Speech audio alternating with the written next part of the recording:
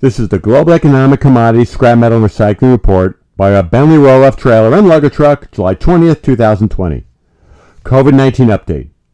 Forecasted U.S. deaths were raised dramatically to a horrific 224,546 through November 1st, with a catastrophic 140,466 Americans now dead in the last 19 weeks. As for more bad news, COVID deaths are now at record levels in some states, and refrigerated vans are now being used in some cities to store dead bodies as the morgues fill up. As for good news, a vaccine is being targeted to be ready in about 4 months. U.S. weekly steel production rose to 1.289 million tons on very slow growth as the U.S. is struggling to restart. Oil price rose to $40.59 a barrel, near a multi-month high as global demand is better, but production cuts remain in place. The U.S. oil rig count fell to 180, down 88.8% from the recent high. The oil and gas rig count combined is the lowest since 1940 as OPEC and the U.S. remain coordinating to get prices up.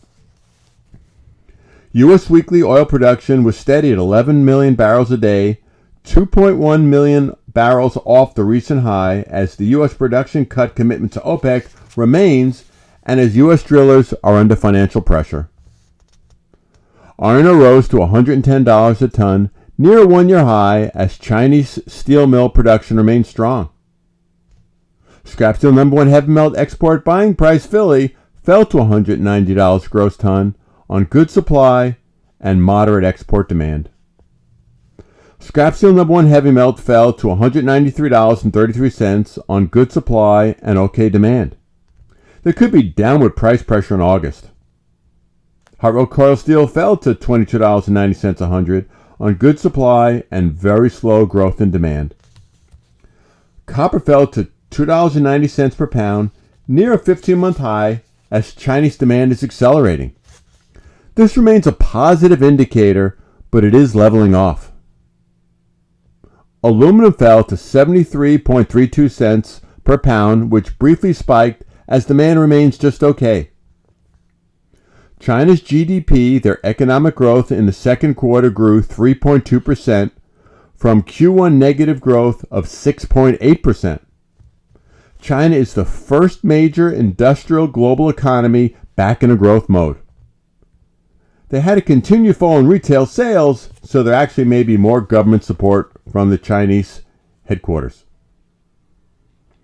July's U.S. consumer sentiment fell to 73.2 from June's 78.1 due to the concern over the widespread resurgence of COVID and its impact on personal finances and the economy.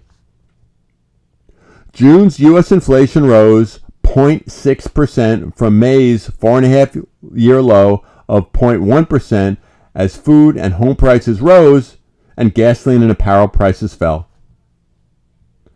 June's U.S. housing starts, that's new homes, rose 17.3% to 1.86 million annualized, which is good, but lower than the 1960s and remains 4% below last year.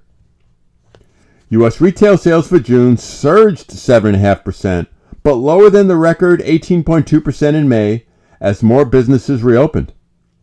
Clothing sales surged 105% and appliances rose 37.4%.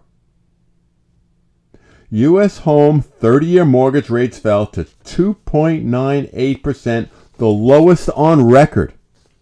Many of the U.S.-based people listening to this should look to refinance your mortgage, which could save money and therefore help the economy as you spend the savings. Wall Street's Dow Jones average rose 597 points to 26,672 on positive news about COVID vaccine development, but investors are very concerned about the dramatic rise in COVID deaths. As always, feel free to call or email me with any questions. We hope all have a safe and profitable week.